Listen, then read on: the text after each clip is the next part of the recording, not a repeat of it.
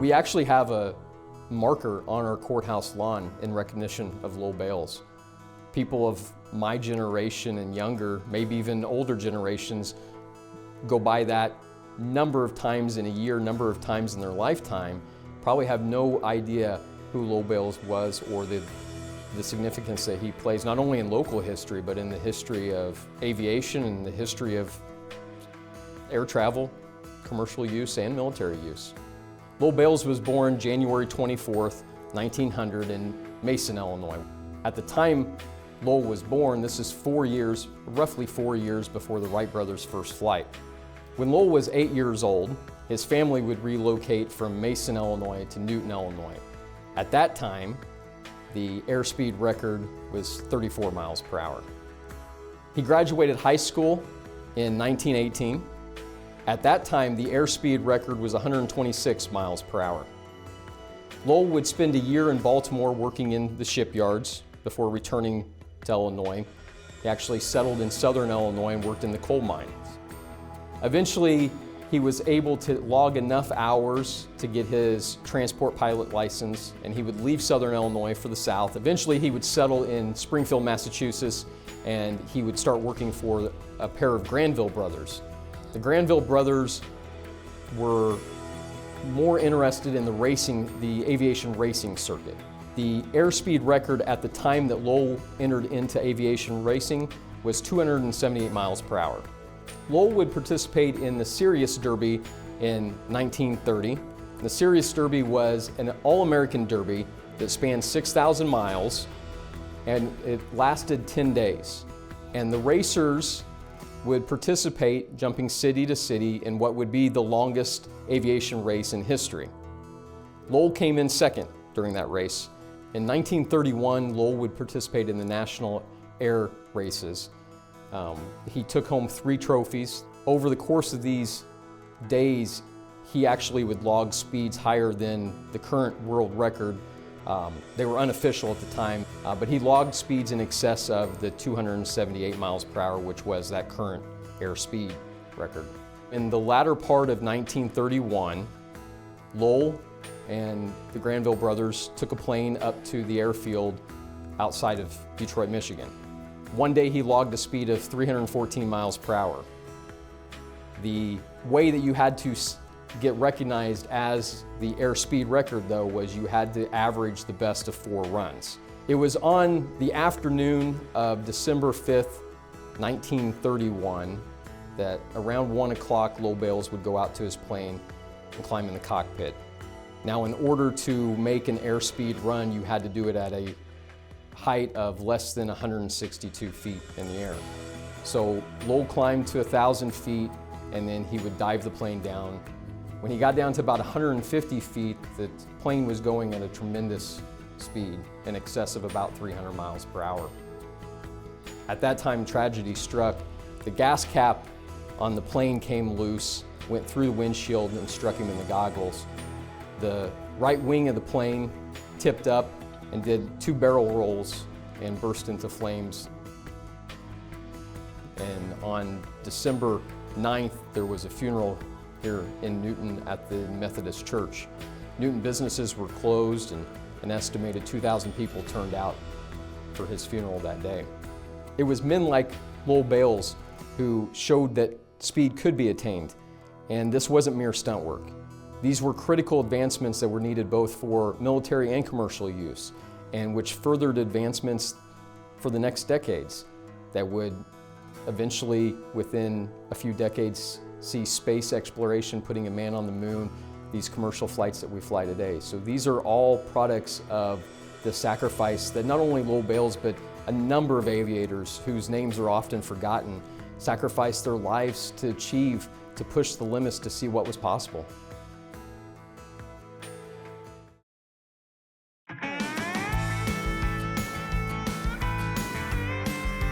I'm a 5th generation farmer from here in Jasper County. I actually grew up in northwestern part of the county on a dairy farm. And I guess before that, if you want to go way back, we came from Germany in the 1850s. And my dad he farmed till he was Well, he passed away 2 years ago. He was 91, and he was still farming up until he passed away, almost. I grew up, I had a family of 12, so there's 12 kids in the family. And we always said they had 12 kids because it's cheap labor. Which, and it went from that, from having cheap labor to now where, stuff is done more with a lot less labor, I guess. Two of my brothers still milk, and they milk 400 cows right now, so that has changed a lot too. And it takes them probably about the same amount of time to milk 400 as it did us 30 to 40, because just the way, technology is. And so now, I'm starting to take over the farm. Like Dad said, it doesn't take near as much labor as it used to. So I do have 4 kids of my own. They're all somewhat interested in farming. So the issue was, for a while, farming was rough. I mean, Mom and Dad, they tried convincing me not to farm for a while. The 80s were hard. I have immense amount of respect for Dad and all the farmers that came before us, because it was rough. And so that's why the median age of farmers now is, I think it's in the high 60s, or it's in the 60s, I know. And I think that's just a lot because, for a long time, parents didn't want their kids to go farm. And so the obstacles to getting into farming fresh are still almost insurmountable. I mean, you have to have an established amount of ground and equipment, and it's just so expensive to get started. But I think once you're started, it's easier now, especially labor-wise. Like Ryan said, to make it in farming, I think you got to be diversified. You can't just have one thing. Like green farming, it's really, really tough to make it in just straight green farming unless you've had help from somebody else. Another thing would be the technology. We used to have to drive the tractor ourselves. Now tractors drive themselves. You don't have to steer the tractors anymore. It's auto steer, and we still have to turn ours on the end, on the headland, but let's drive straight by itself most of the time. Yeah, Jasper County is mainly agriculture. I think there's 10,000 people in the whole county, with one town, Newton, here in Newton, is 3,000 people, and the rest of the county is us. But it is just about all agriculture in Jasper County, which is, I think it's good. One thing great about agriculture is you can get, it's our way of life. I mean, so that's good and bad, When you're planting season, you've got 100 hours a week for 2 or 3 weeks that just consume you, and my wife has to pick up the pieces where, the kids need some help and getting ready in the morning and stuff, and I just can't be around. I'm out in the field. But on the other hand, when the kids get home from school, that's the first thing they want to do is go ride in the tractor with me, or with Papaw usually. But that's a really great part of being a farmer is your kids get to see what you do, and they get to develop the passion that you have for agriculture. So that's something pretty special. And then of course they love spending time with Papaw. So the more farming, the more they get to do that too.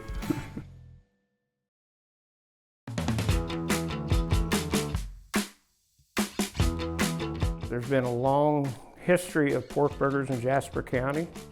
It started in the 1960s, mid to late 60s. My father and Larry Casey, who was the Jasper County Farm Advisor at the time, approached my dad at Hartrick Meats about coming up with a product that would promote the pork that the county raised and use that as a fundraiser for a teen center. And they didn't tell the kids what they had come up with until after they had fixed them, and they enjoyed them so much they really liked it. So that was the inception of the pork burger. And people ask, well, what is a pork burger?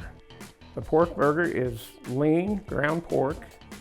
It just has a different flavor, and if you grill it, it's so much better when you grill a pork burger than if you put it on a griddle. Almost every weekend there's a cookout that has pork burgers, and they'll use anywhere from 500 to 1,000 pork burgers in a 2 to 3 hour period. They'll cook and serve that many. The Newton firemen, Jasper County firemen, every fall, when we have home football games, or Newton Rotary Club cooks about 300 pork burgers every home game, and they're gone before the game starts. We have churches that have picnics. A lot of 4-H clubs, we serve pork burgers on weekends. They'll have a cookout, make money to support their clubs throughout the year.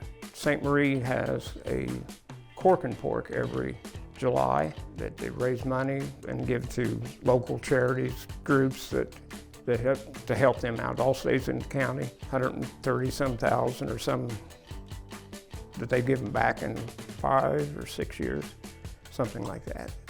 One of the main contributors to the pork burger has been the Jasper County pork producers. They've been one that has really pushed their product, and Jasper County is a large pork producer, so it really is something that has helped them tremendously. Continues today as a ever-growing popular sandwich. We had somebody in the other day that said somebody is coming back to visit, and they said they were going to fix them a meal, and they said, well, what do you want? They said, pork burgers. It's something that's really is caught on. It's very economical. It's a very good product. There's a lot of different pork burgers out there. One final thought to remember, just not all pork burgers are created equal.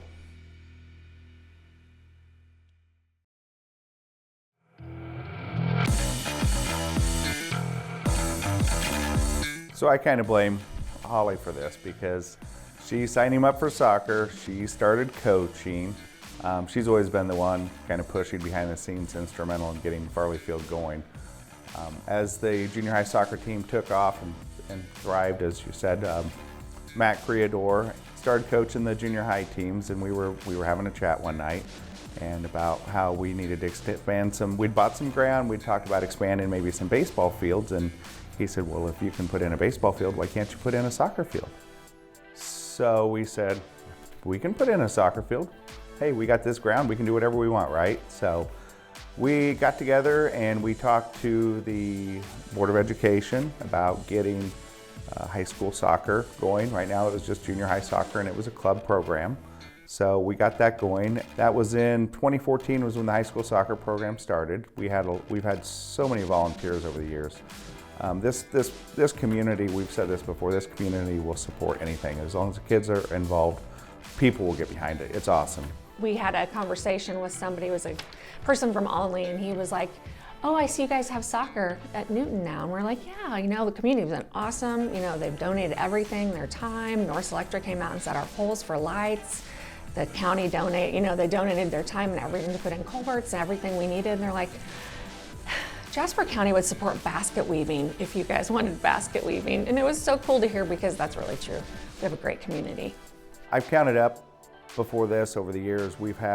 At this point, we've had over 300 kids come through our junior high program. The high school team has had over 150 kids come through the program. 9 years, 9 seasons. One of them, of course, we lost to COVID. And recently we started having Sunrise Soccer come. And so they're now having all of their games. So we've expanded more fields. Yeah, I guess to bring that full circle, we went from Farley Field to Farley Fields. We have 6 fields now. We're just happy to do it for the community. We never really did it for the, obviously the recognition. We didn't name it Farley Field. Somebody else did, and it just kind of stuck. But it's been great for them. I don't see us ever not being a part of the program or the community as far as that goes. What it really did was give kids who aren't football players, who aren't runners, something else to do. And like a lot of our kids wouldn't be in sports if they didn't have soccer. Well, it's very touching. I mean, we're proud of it to say the least. And on that fact, we've started after a few years, we started having an alumni game. So we stay in contact with all of our alumni, and they come back, and we've every year at the end of our camp, which is at the end of July, our last day of camp, we bring in all the alumni and we split it up and we play our high school team versus the alumni. And it's gotten to the point now that there's so many alumni now, we're starting to intermingle the players and the alumni. You see these kids go on, and it's just amazing to see them thrive in college and other sports. And still, when you flip through the Facebook and you're looking at kids and you see them out there and they're wearing their Newton soccer shirts, and they've been out of the program 5, 6, 7, 8 years, and they still still get back. We still have alumni and their families come and watch the games. Also the teams, the kids, they mow the ground, they weed eat, they help with everything. They're always willing to pitch in and do anything that we need. Siblings run the concession stand, moms bring cookies after every home game.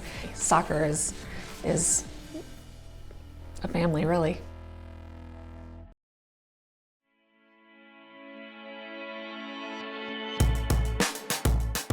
It's important for me to share this story because I've lived it for 30 years and I grew up with it, you know, the traditions and the community involvement and the other things, and I've seen it, and I've seen it progress continually year after year. First and foremost, it's the Friday Night Lights. So you've all seen the TV show, the movie. That is us to a T. Everyone in our community is there on a Friday night when we have a home football game. The people of Newton and Jasper County do take pride in those Friday nights. Whether we win or we lose, we still have, you know, the stands are full. The halftime show that our band, our high school band puts on is top notch. And the effects, not only the musical aspirations and what they can do, but just the style and things that they bring to the field.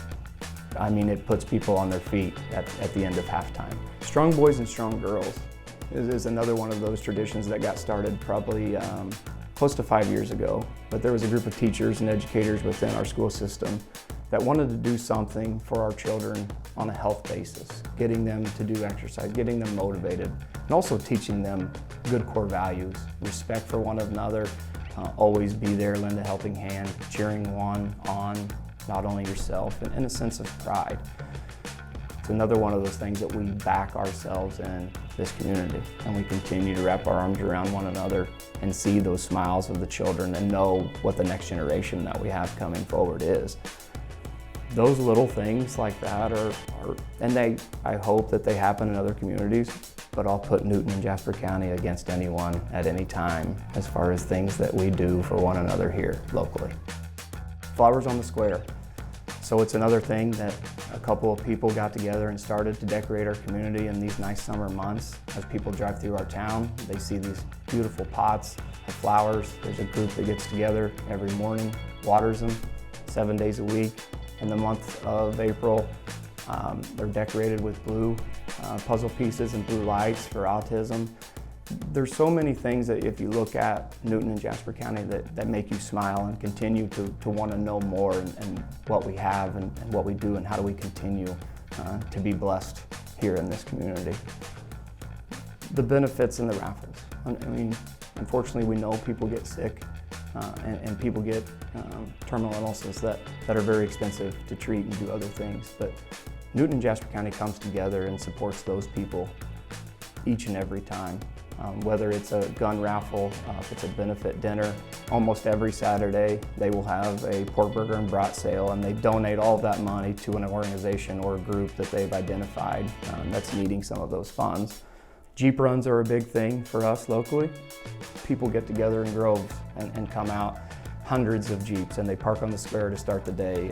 And it's a sense, once again, it's that love and community and sense of standing behind one another and continuing to push forward. This time of the year, Saturdays, it's a madhouse within our city limits, whether it's ball tournaments going on, people visiting, our local businesses going out to eat, but there's so many different things that go on, and a lot of that is outside of our community as well.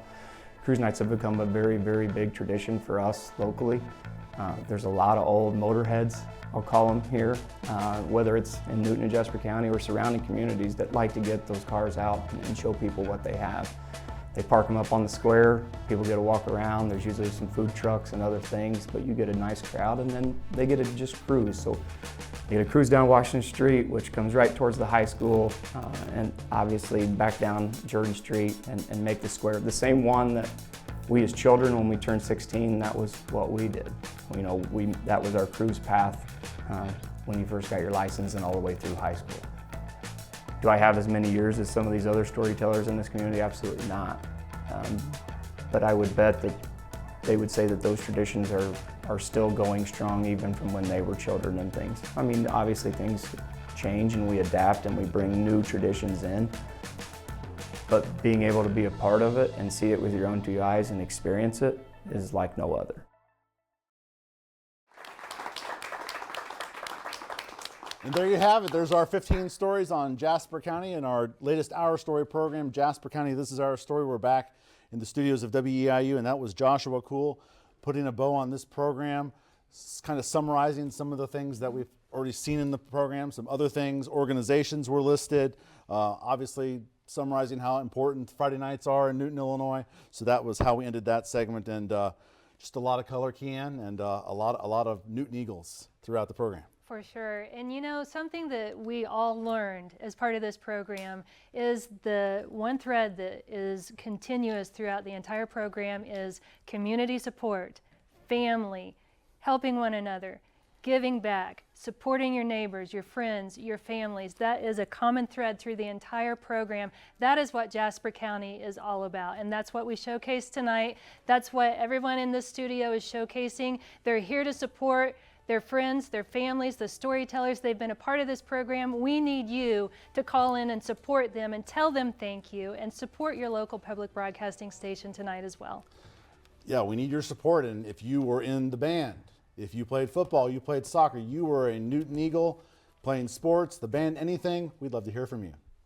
We've got some shout outs that we do want to give a thank you to. We have Roger Niemerg from Teutopolis. He wants to give a shout out for all of his kids and grandkids in Jasper County.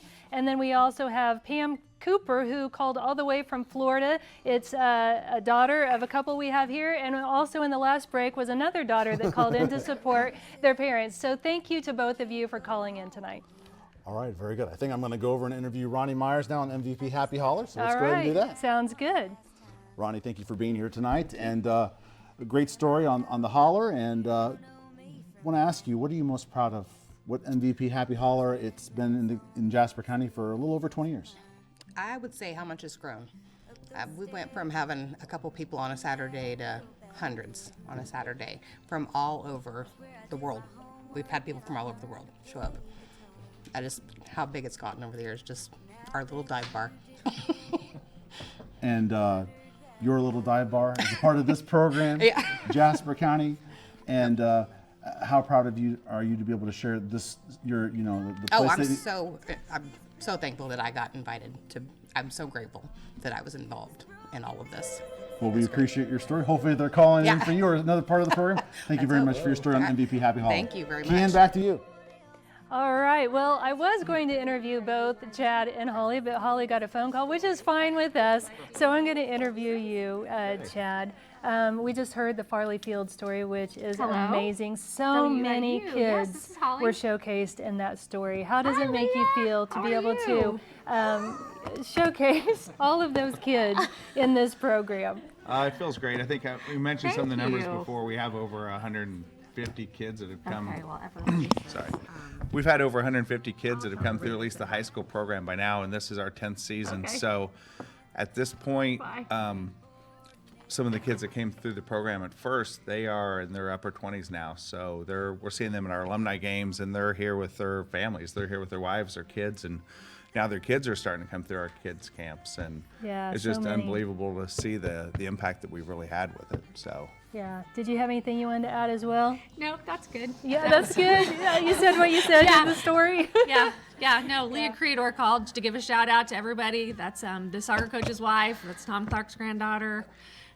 And so anyway, Yeah. that was what my phone call was. All right, well, that's good. It's all about Jasper County Yep. tonight, and thank you so much for the story. Thank you for being here tonight Thanks for as telling well. our story for us. We Yes, appreciate thank you. it. Yeah, and thank you to all of our viewers out there who continue to call in and give the support for Jasper County this evening. You know, someone I do want to give a shout out to as well is Doug Waddell and the West End Reception and Events Center. All of the stories were recorded there, and a beautiful facility. We want to thank you, Doug, for allowing us to use that facility.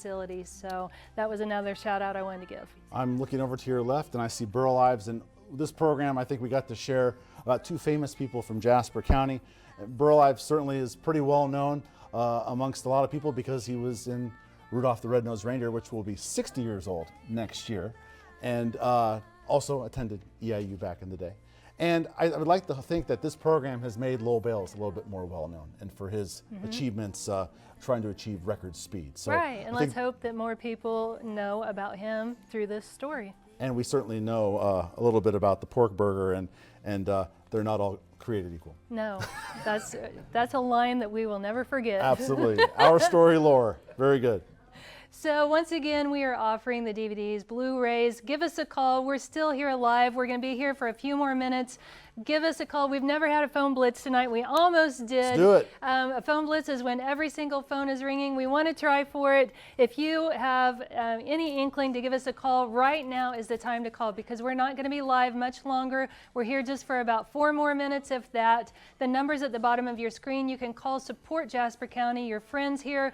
Let them know how much you appreciate them being a part of this show. If I have just a second, Ken, I'd like to give a shout out to our Story team for working on all these programs through all these years, working with you, Ken, Lacey Spence, who's directing the program. Lacey and I were blessed to be able to cut these stories, and Wanda K. Robinson also working on the stories, and maybe that phone blitz has started. So shout out to our team on being able to put these programs together. Yeah, it's so fun to be a part of this program and to meet so many new people that become a part of our family here at WEIU. They're friends for a lifetime. We get to know them. We share hugs, we share tears, we share smiles and laughter, and we get to know them personally through these stories. And this is what brings community together, and that's what public broadcasting is all about. There you go, family, right there on the screen. It's very much just like the Farley said at the end of their story, soccer is family. It is. We've got a lot of different things in the studio tonight about family and welcome home. It's a great place to be, a small town living. You know, it's the common thread about what the Our Story program is all about. We're trying to keep small towns alive through the stories and record these, and you know, you can look back and listen to these stories and share them with the younger generation and let them know what it's like today and for many years to come. And sometimes we're showing, you know, what's yet to come, and we haven't seen it yet, but you know, it's just so cool to be a part of this program. A lot of great history, a lot of what is important of the now. It has been important and still is, and obviously you said moving forward, those newer things in the community. Joshua Cool touched upon some of those, the flowers and the different organizations that everyone helps. Right, and that's exactly the common thread we talked about earlier, giving shout outs to your friends here, telling them thank you, talking about giving back, helping those that are in need, showcasing the organizations, the businesses. One of our underwriters is here this evening as well. Aaron, thank you for being here again. Thank you, sir. We would not be able to provide this program without the financial support of the businesses and organizations down there in Jasper County, so we want to thank them as well. Well, I think we're about ready to wrap up this program, Ken. Do we want to bring everyone in yet, or do Yes, let's bring all of our friends Bring our from new Jasper friends in County. from Jasper Let's County. all Come on, join us behind up here. here into the studio. Got lots of friends. If you're behind the scenes, feel free to come on in here as well. We want everyone to be seen this evening. You come back here? Yes. There you go. We've got all of our Eagles here. We've been all about blue and orange this evening. Everybody is highlighting the big blue tonight. And orange. Yes, and orange, right, and orange. We've got blue and orange right here, big blue right here. Absolutely, very good. Got some All EIU right. ties in this program for sure. Yes, so everybody give a big shout out. Let's go Eagles! Woo! Yes. Thank you for joining us on Jasper County. This is Our Story.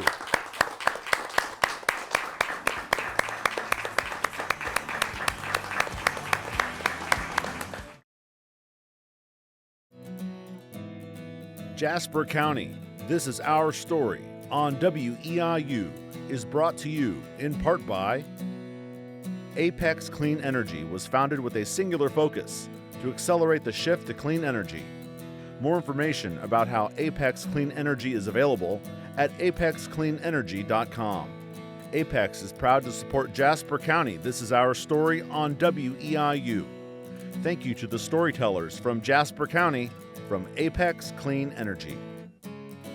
The Embraw River Tourism Council is a committee of volunteers who promote the growth of tourism and economic development in the Jasper County area. The Embraw River Tourism Council salutes all the champions and storytellers making Jasper County This is Our Story possible. More information is available about the Embraw River Tourism Council at visitjaspercountyil.org. People's State Bank of Newton, the oldest financial institution in Jasper County, is a proud supporter of Jasper County. This is our story. We acknowledge all of our storytellers and community members who made this show possible on WEIU. Enjoy the show from your friends at People's State Bank, member FDIC. Jasper County, This is Our Story is partially supported by a grant from the Illinois Arts Council, a state agency